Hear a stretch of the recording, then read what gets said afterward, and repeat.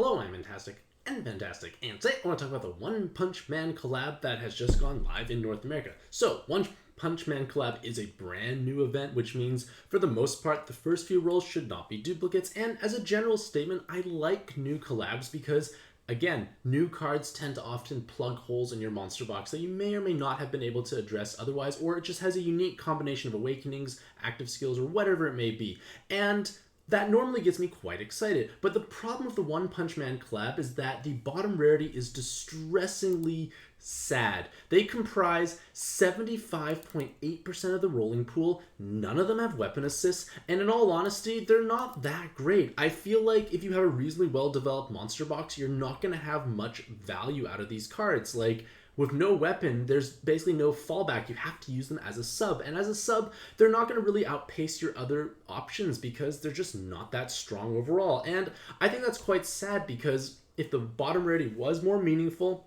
there would be much more motivation to roll. But at the same time, there are some valuable cards at the 7-star rarity and of course at the 8th star, but the problem is, again, the 7 stars have to be rolled. You cannot monster exchange for those cards. And again, this is quite frustrating potentially. Yes, you can monster exchange for the 8-star card, but again, if you want the 7 stars, you have to roll. Conversely, we do have another Twitter campaign going on, like the other labs we've had. If our tweet gets to 1,000 likes, all players will receive a 7/8-star card for free. So I highly recommend you click that Twitter like to get us all those wonderful cards. With that being said, even though this rare machine I feel like is disappointing overall, I would only encourage maybe a couple of rolls. The monster exchangeable card Garu is incredibly strong. One of the absolute best mono dark cards available, and the fact that it's farmable for the cost of 5 black event medals or the equivalent of 25 rainbow event medals, I feel like all players should at least acquire 1 copy, maybe even 2 if you feel like you're going to get Blackbird or you don't have that many other great mono dark subs to populate your team with, because 2, in all honesty, is still great to run. I feel like if you have more, you might start getting diminishing returns, lack of active skill diversity, so on and so forth. But point of the matter is, recommend you get that monster exchangeable card, roll minimally in this event, and for the most part, I feel like this rare machine is kind of skippable. So, due to my increasing wrist pains and various problems, I can't even do much else aside from this kind of happy overview, but I'm going to talk about the higher ranked cards in a bit more detail because I think that's important to understand why these cards are possibly valuable. So, the first card I want to talk about is Saitama, and as the, star of the show, so to speak, if I'm not mistaken, they're going to be quite strong, and they are quite strong. So, in their base form, they are a transforming card. They have 4 skill boosts to start, and that's not a bad number at all. They do take 30 turns to fully transform, but they're not a multi-step transforming card, which is okay, and amusingly enough, they pair well with the new 7-star Godfist exclusive Saphira or themselves, and both of those cards are only 1-step transforming. They actually have a bit longer base cooldowns to get going, but that's okay. Saitama is 30, Saphira is 28 if I'm not mistaken, so it doesn't change too much. And once you do transform, you are going to enjoy a wonderfully tanky leader skill. Dual Saitamas will have 16 times effective health, and it's the same leader skill multipliers as like Nautilus Royal Oak in the sense that it's 4 times health with 75% damage reduction, but you have 4 times RCV instead of 1 times. And that's a big deal because with 4 times RCV, you don't have to run a healing stick. You are going to be quite fine. And if you have a healing stick on your team for whatever reason, you may just be able to potentially ignore RCV debuffs because, well, you're basically like a 1 times leader health, 1 times RCV in the sense that like your recovery and health are equal in terms of multipliers, so any healing solution will just make that go significantly higher. Again, it's a nice little benefit. I like the multiplier numbers on paper, but you have to remember that you only get massive amounts of auto follow attack, no bonus combos, and that can be a little distressing, but the combo orbs are possibly going to take care of that, or the fact that many of these VDP oriented cards don't even care about you hitting many combos because you make that VDP, you get huge damage. And Saitama has light attribute, which is the best combination for these offensive cards, and with their monstrous amounts of VDP damage, they're going to be able to double cap or single cap on their main attribute, and maybe their sub attribute could cap as well, because if you think about it, their 2-turn base cooldown gives you 1 turn of 10 times attack for that specific card. So Saitama will be hitting 2 damage caps. They're not double capping, but they have 2 individual damage caps when you use their active skill, because you make that VDP, your damage is going to skyrocket, and you also change wood and dark orbs to light orbs. So you're able to flood the board easily. You can definitely get that VDP in. You might be able to get a blob, maybe a row, whatever the idea is. Orb generation is there. You just need to make sure you have hard orbs present, so the better you can combo a board, the more likely hard orbs fall down, and at least you can heal back with relative ease. And again, the leader skill, all they care about is you being light, and you have to match 6 or more connected light orbs. So with their active skill, I don't really foresee you not having enough light orbs. And while this is a strong leadership potential, it may or may not be applicable for your monster box, because again, the value of a leader definitely comes down to how strong your subs and inherits are. And if you can't make enough value out of them as a leader, I highly recommend you look into their weapon assist and even possibly consider monster exchanging for their weapon assist.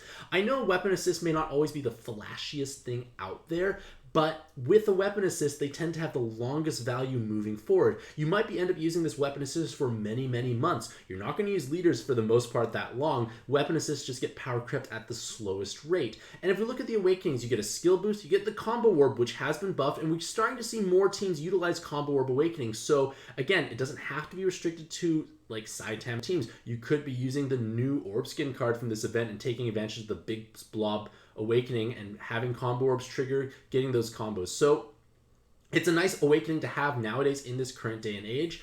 And with the 2-team health and the single team RCV, that's a wonderful spread. And even if you don't use the active skill tied to this card, it's still a powerful weapon assist, but the active skill is meaningful. You get 1 turn of 100 times attack for that specific card, which is completely unnecessary. It's going to be like the one punch, so to speak, that's going to knock something out. But point of the matter is, you put this on a double damage cap card, and they have a sub-attribute that you could at least match the color for. There's a strong likelihood that they will obviously double damage cap on their primary attribute, and even their sub-attribute will deal a meaningful amount of damage, maybe even double caps as well. So you're giving one card a huge burst, and then you get 2 turns of damage absorption and attribute absorption cancellation. We need damage absorption in virtually every single dungeon in the game, and 2 turns is technically sufficient if you're able to do enough damage, because you get a 2-turn dance on Shura 3 because it has super resolve, so you should be able to kill it in 2 turns. MD1, they have the potential for back-to-back spawns, but at the same time, good chance you're going to one-shot Canna instantly and hopefully have enough damage for Australis. And then if it's Bluebird, well, you're probably going to be able to kill him in 2 turns because this burst is quite monumental. So we need these absorption cancellations. The color absorb is also helpful as well in the rare situations, but again, if you don't have any of the big premier like damage absorption cancellation active skills, I highly recommend you do consider this weapon assist. And even for myself, who does have like Boros helmet, which gives a tiny bit more health, I feel like I might want this more because Combo Orb is going to become more powerful and meaningful as a general statement. And Boros helmet does give a tiny bit more health because of the flat HP awakenings, but it's not as monumental as a team HP awakening. And again, my logic is if you have enough health to tank the most realistic and hit in the dungeon, your priority needs to be healing back up to full health. This weapon assist will let you do so. So again, I highly recommend you look into this weapon assist, and this is why I rank them so highly. Yes, they are a strong leader, but I feel like the weapon is going to be meaningful, especially if the combo orb is starting to be used more and more. Your row-based teams, blob-based teams are all going to benefit from that awakening. The next is the Orb Skin card, and I think they are still reasonably strong overall, but again, their potency is definitely going to fall off because it's a leader. Leaders tend to get power crept the fastest, and if we take a look at their base form, they are 26 turns to transform with 2 skill boosts, so a bit of a tall task in a sense, but at the same time, it doesn't have multi-steps to transform, so you can just keep going, and their transform state is quite interesting. They have the new blob boost awakening, or the big blob, or whatever you want to call it. Basically, the idea is it triggers off of you matching 12 or more connected orbs of the respective owning card's color, and then that card will gain 12 times personal damage. So you have 12 times personal damage along with a bunch of rows. Rows greatly augment your damage output. You can have rows across your entire team, and you're going to be dealing spectacular amounts of damage with that row match, and Genos himself will be you know, hitting huge amounts of damage on their main attribute. Their sub attribute will be dealing respectable amounts. They can't double damage cap due to transforming, but their main attribute I'm confident will cap with ease, and their sub attribute will deal meaningful amounts of damage. And once they are transformed, they have this beautiful 2-turn cooldown that gives 1 turn of 3 times attack for the owning card. So again, making their sub attribute put in those extra work. And you change wood and dark orbs to fire. So in theory, you should have 50% of the board fire. So that's more than enough for your blob to trigger all this happiness. And then the leader skill wants you to match 6 or more connected fire orbs. So I don't think that's ever going to be truly a difficult task to overcome.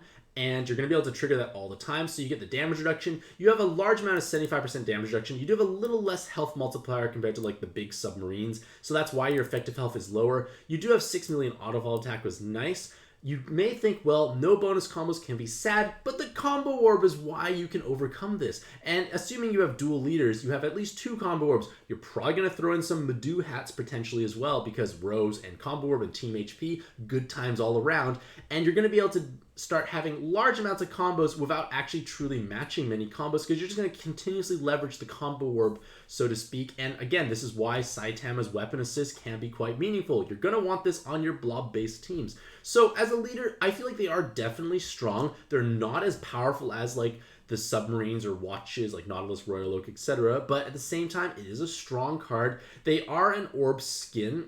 So in theory, you can purchase them if you feel like you do have good options, but like Christmas XD and basically most of the Christmas cards, actually, they have gained that blob boost awakening, so they can deal large amounts of damage and it has beautiful synergy with this leader skill.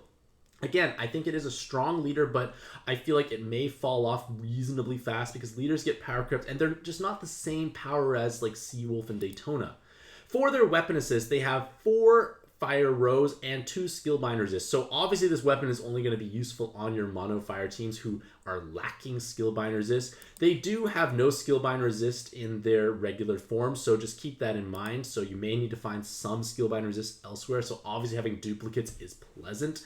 For the active skill, you actually have quite a powerful effect. You have 2 turns of no Skyfalls, 2 turns of Dark Orbs Unmatchable, and then 2 turns of Void Damage Void. Christmas XD is probably going to be the best in slot option for their respective teams because it has the Void Damage Void on a 1-turn cooldown, but this is kind of similar to what they do. So again, I feel like if you have like excessive amounts of duplicates of this card, you don't have Christmas XD, this weapon can be meaningful, but again, I feel like it is quite situational. I don't really foresee a next fire-based leader coming out that's going to need this weapon assist that's going to surpass them as a leader. So I think it's a cool weapon, but it's hard to have 2 copies because you can't monster exchange for them. And again, Christmas XD, if you have them, is a stronger option. For Silverfang, in their base form, they have potentially quad 7 combo and VDP. So large amounts of personal damage. They have the enhanced water combo. They have super jam resist. So respectable array of awakenings, a little lower on the skill boost end. For their active skill, you get 2 times of orb movement time and then 1 spinner. This active skill is not particularly high impact, so it just makes me feel like it's not that meaningful overall, and I feel like their other form will have more value for yourself because it has double 10 combo and VDP. Double 10 combo and VDP is the single best awakening distribution for offensive potential. You have huge amounts of damage with regular matching, and you actually can kill void spawns. Furthermore, the 2 team healths will add significant amount of bulk to your team to let you hit those health thresholds, and this card will naturally be a strong option for your Royal Oak teams if you're fortunate enough to roll them. For the active skill, they have an 8-turn cooldown that gives you a full board unlock, which is definitely pleasant if you didn't have one anywhere. It changes all orbs to water, wood, and light, and then if you're on floor 10 or later, for 3 turns, 4 times attack for water. The attack buff is pretty much meaningless because you're going to be using Royal Oak every single turn for orb generation, so you will be overwriting that active skill, but you do technically have 1 turn of extra happiness because you are able to utilize this 4 times attack after Royal Oaking potentially, because you could argue that if you don't need to heal because you won't potentially, do you get hard orbs? I don't recall. But like, point is, like, the attack buff doesn't really do much, so you're kind of like an 8-turn cooldown for a board unlock and board changer. But again, the awakenings are strong. You could inherit something over top it. 4 skill boost is nothing to snuff at either, so I think they're a reasonably strong Royal Oak sub, but at the same time, water is somewhat saturated with strong cards. For their weapon assist, they have double team HP and double team RCV.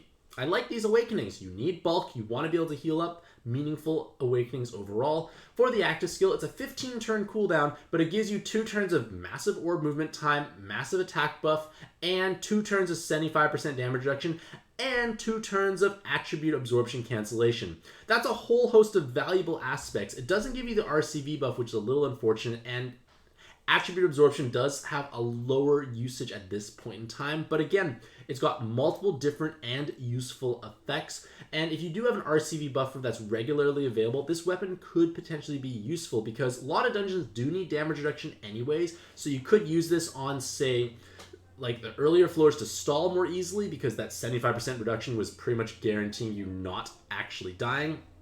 And you are able to potentially stall things out, and it does deal with multiple different mechanics. Is it something you're going to bring all the time? No, but it's nice to have. So like if you do have a more developed box, I definitely feel that the weapon assist is the better choice compared to their evolved form because you might have just better options as subs for Royal Oak anyways. For Deep Sea King, they are a transforming card with an 18 turn cooldown and 2 skill boosts, and they also give 2 turns of haste. So I feel like Water has quite a few cards that are giving haste when they transform, so like it's never a bad thing to have on your team because it's 4 effective skill boosts, and when you do have Royal Oak, you do have that intermittent 6 turn before you get to your final form, so this haste helps bridge that gap, so it's useful to have overall. But of course, cards like Vion and Kugain are much stronger by comparison.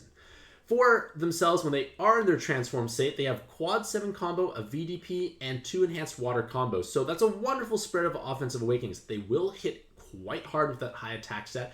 The bonus enhanced water combos will ensure that multiple water combos makes everyone deal more damage, which is nice. And then with this 2 turn cooldown, they give you no Skyfalls, Jammer Orbs more likely to appear, but for 1 turn, and then 5 times attack for this monster and replace all orbs.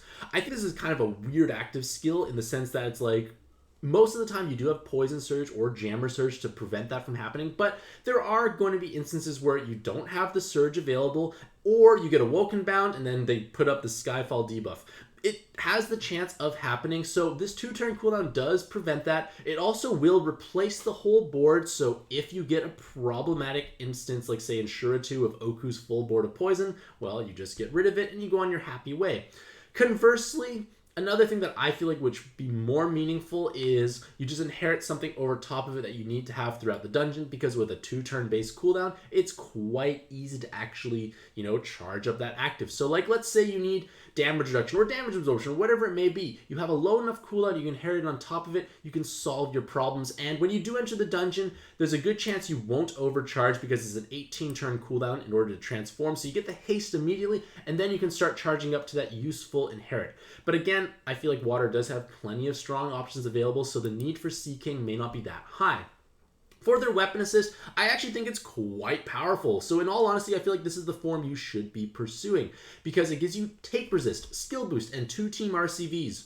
This is a nice plethora of awakenings. We like these awakenings. It's going to be helpful. And then the active skill itself is meaningful. You get a full Unmatchable clear, full bind, and full Awoken bind clear, and then 3 times attack for this owning monster, and then 3 times attack for all water cards. So it does quite a few things. Yes, the Diamond 10 draw weapon assist tends to be the superior cleric style active skill, but because of the haste. But again, this weapon is giving different awakenings. It's giving different effects. So I still definitely feel like it's a strong weapon, and if I did get a Deep Sea King, I'm definitely going to make the weapon assist because that has much longer value compared to a sub that is not going to outpace the current options available in my monster box. For Terrible Tornado, they are a potentially strong sub for your Nautilus teams. In their base form, Super Jam Resist, double 7 combo with double VDP, and they can have up to 4 skill boosts or another 7 combo depending on what super awakenings you desire. So they can hit hard. With a large attack set, they will be dealing meaningful amounts of damage. The sub attribute makes it so that their wood attribute can potentially deal meaningful amounts of damage, and then the active skill is going to help you ensure that they are a big damage dealer because you get a board unlock, and then you create 6 ward orbs if on 6 ward orbs at random, and then if you are on floor 6 or later, which is basically towards the ends of most dungeons, you get 1 turn of 5 times attack for this monster. So on a 4 turn cooldown, you can reliably ensure that Terrible Tornado is doing terribly high amounts of damage with their main attribute double capping and most likely their sub attribute double capping. That's a big deal because a lot of stuff in hard level content takes a tremendous amount of effort to kill, and being able to potentially kill it one turn faster is most certainly meaningful. And with a 4 turn based cooldown, they can definitely inherit something meaningful over top in order to actually delay, haste, damage absorb, whatever you need to have. It's a flexible choice overall. And then for their evolved form, they're still a strong Nautilus sub. They have 4 skill boosts, potentially 6, which is a big deal, and they have double 7 combo with 10 combo, so easily can double damage cap with a huge attack set. They easily can double damage cap. You don't have VDP output, so again, it depends on what other subs you have. If you have enough other options who can VDP well, you're going to be perfectly fine. But they actually can function as a potentially viable alternative to Alina because they have significantly more damage. They will be double capping if you desire to, or their sub-attribute can be dealing meaningful amounts of damage, much higher than Alina for certain.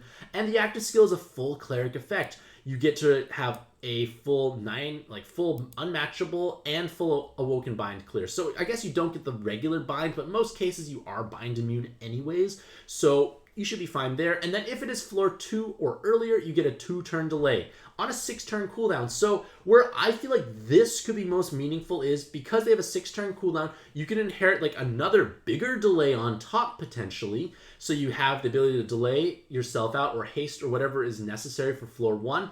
And then you use their active skill again on floor 2 to delay and keep stalling once again. I think that could be quite helpful because lots of floor 2s give you significantly painful debuffs. Shura 3 has a painful RCV and time extend debuff on floor 2, and Terrible Tornado can help you at least wait that out. The main drawback of Terrible Tornado is that later on in the dungeon, they're going to have less value because it's only a cleric style effect. Alina at least made orbs for you to let you, do damage. So Terrible Tornado I think is a nice alternative to Alina if you don't have her. Definitely much more front-loaded heavy because Alina doesn't give you much value when you enter the dungeon. In fact, you have to be careful what you inherit because it might overcharge and then you get into a problematic situation. So again, a strong sub, but again, you can't roll this. You have to roll this. You can't monster exchange for it. For their weapon assist, they give a cross and 4 wood rows, which is cool. And then it's an 18-turn cooldown for 2 turns of damage absorption and attribute absorption cancellation with a board refresh. It's not particularly magical. I would rather use most other absorption cancellations and whatnot. But again, maybe there will be a situation where this is completely necessary, but I don't think the day is here unless we have an absorption spawn who has a full board of like poison orbs or like awoken bind so you can't resist it and then you can at least refresh it. I don't know. Like, it seems a little edge case overall. For Puri-puri, they are a transforming card with 2 skill boosts in their base form, and then when they transform, well, they become somewhat rainbow oriented, but they're not stronger than other rainbow leader options because they have to be attacker type only. So while they do have a large amount of effective health, they have to be attacker, they need a healing solution. I think it's just a little awkward overall. Like, Beach Mariel just feels like a stronger, more consistent card because their 2-turn cooldown after they transform is not that great. You get an attack buff for the card itself and then replace all orbs with no Skyfall. So you might get a rainbow board, you might not. Mariel gives you attack buff for everyone. Mariel can double cap, Mariel can VDP latent for 1.5 caps. Just stronger options overall, I feel. So like, if you do like rainbow teams and you do have lots of attackers, you most certainly can make use of them, but I don't think they're that magical as a leader. And again, leaders will be replaced incredibly fast by comparison. For their weapon assist, they have an enhanced heart combo and a team RCV with 3 enhanced light orbs. So if you need to heal better, this definitely can be meaningful. The longer cooldown ensures it doesn't accidentally overcharge.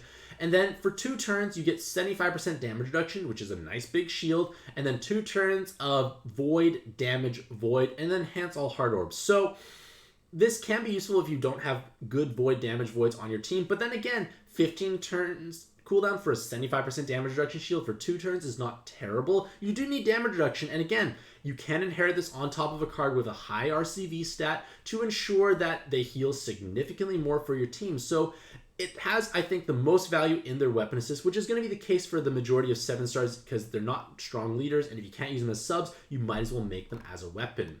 For Boros, they are going to be one of the more desirable cards potentially because they are an alternative to Blackbird if you don't actually roll them. So in their base form, they have 2 skill boosts and then they will transform on an 18-turn cooldown. So easier to transform, but they're kind of like the Star Weaving Fairies in the sense that they have a 10-turn cooldown to get to their final stage, which is obviously much longer. So with enough haste, you're obviously going to be able to address that with relative ease. They have a leader skill that wants to match 2 dark combos, and this is why I say they're a good Blackbird pairing.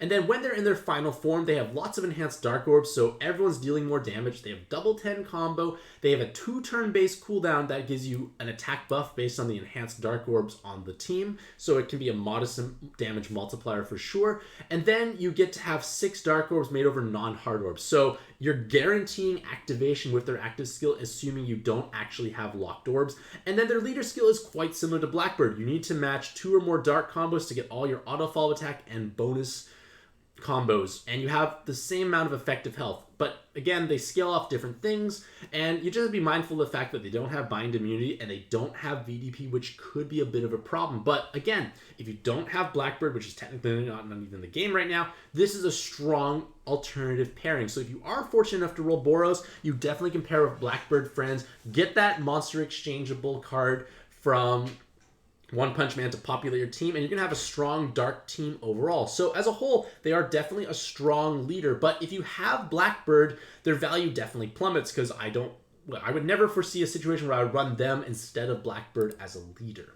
For their weapon assist, it's actually quite strong as well. So I like this. Weapon assists are quite powerful overall. They give you a single skill boost and then 4 blind resist. So 80% blind resist with a skill boost. You're like the Samurai 3s, but the active skill is meaningful because it gives you a 2-turn haste. We don't even care what the rest of the active skill does. We like the 2-turn haste with this blind resist is quite meaningful overall, but it does give a bit more zest. You get 5 turns of 4 times attack for dark attribute, and then 5 turns of attribute absorption cancellation. I can definitely foresee this being helpful in Shura 3 when you're facing that Dryad. You use this active skill a little closer to when you get to floor 3 to still benefit from the haste to get yourself transformed, but the 5 turns of damage absorbed or color absorption is quite long. We don't need color absorption most of the time, but it's nice to have an option. So I definitely feel like this is a great weapon assist overall, and again, leaders get power crept faster than weapons, so if you do have fortune enough to roll one, you're going to have a great time in the next several months. And then lastly, for the 7-star cards, because the 6 stars are truly disappointing, is Sonic. So Sonic in their base form can be a potential Blackbird sub, but there's a bit of too much overlap here compared to Blackbird. Both Blackbird and Sonic have super blind resist, so it makes it a little redundant. They do have a 10 combo and a VDP or double 10 combo. They could have up to skill boost. Like, it's a little unfortunate, so I'm not quite really happy in their base form here. Their active skill gives you 2 times movement time and a spinner, and then if on floor 7 or later, creates 6 dark orbs. It's not a bad active skill overall for sure, but again, I feel like dark has quite a competitive sub pool just because we have Garu from the Monster Exchange to actually populate your team. In their evolved form, they do great if you're below 50% health, so I can definitely see people possibly leveraging like this high personal damage potential with, like, say, like Athena Non or Gung-Ho Dark Belial. Like, maybe it could have some value, but I think it's a little hard to work on. I'm not a big fan of juggling your health up and down because it can be much riskier. For the active skill, if you're floor 5 or later, you get a 2-turn delay. Usually you want the delay at the beginning, so it's kind of a weird timing for this. So you have to have a delayable spawn later on in the dungeon that is actually worth delaying, and then you unlock all orbs and get all orbs to dark and heal. So it's a nice board changer, but it's not that great overall. For their weapon, they have an attack wall below 50%, team HP, a single row, bind immunity, kind of a weird mix of awakenings. And then they get a big 30% gravity, and then 2 turns of attribute absorption cancellation. Seems highly situational overall. Maybe you might have some value if you can, like, have instances where, you know, there's a strong color absorb spawn, and you want to just chunk it down or to trigger their super resolve. Seems pretty situational overall. So as a whole, I think Sonic is definitely one of the weaker 7 stars. And then all the 6 stars just feel kind of underwhelming. There's no weapon assist. Their stats are okay. Their active skills are kind of situational. Metal Bat at least gives you one turn of 75% damage reduction and Void damage Void. So again, for those blob-based teams, he definitely can be a strong option, but Christmas XD is obviously the superior choice for those. But again, Metal Bat does have synergy with Genos teams because the skill binders just makes up for the fact that the leaders are missing some. And again, they will have large amounts of personal damage. So as a 6-star card, I definitely feel like they have enough value to like worth mentioning. And then for, who is the other one? Snakebite. I feel like Snakebite actually can still be okay. They have a 2-turn cooldown that gives you orb movement time and 3 light orbs. So it's not actually a bad skill. Like, it's nice. You can inherit something over top easily. They can have 2 skill boosts or 4 or super poison resist, and they have triple 7 combo with a tape resist and L. So they're doing a reasonable amount of things. So like I feel like they're okay as a card. It's not going to be superior compared to other options, but I think they're still reasonable and worth mentioning. But with that being said, as a whole, the event is definitely incredibly top heavy. Like, yes, the 7-star cards and several of them are definitely quite strong and appetizing, but some of them I still think are a little bit on the weaker side. Like Puri and Sonic, I definitely feel like don't keep abreast with the other ones. So the odds of you rolling something of true value is kind of low, and the odds of you rolling something quite disappointing is kind of high at the same time. So with that in mind, I'm much less inclined to actually roll in this event heavily. Maybe a couple of rolls here and there will be nice. Especially, yeah, if a couple rolls here and there is okay, but I definitely wouldn't roll super hard. Monster Exchange for Garu, and Monster Exchange for Saitama, especially for that spicy weapon assist. But with that being said, let me know what you think about this collab in the comments down below. Do you think it's actually worth rolling in, or do you feel like it's missed the mark overall? Regardless of all that, hopefully you all a truly fantastic day. I wish you all the best luck in your own pad adventures, and happy puzzling.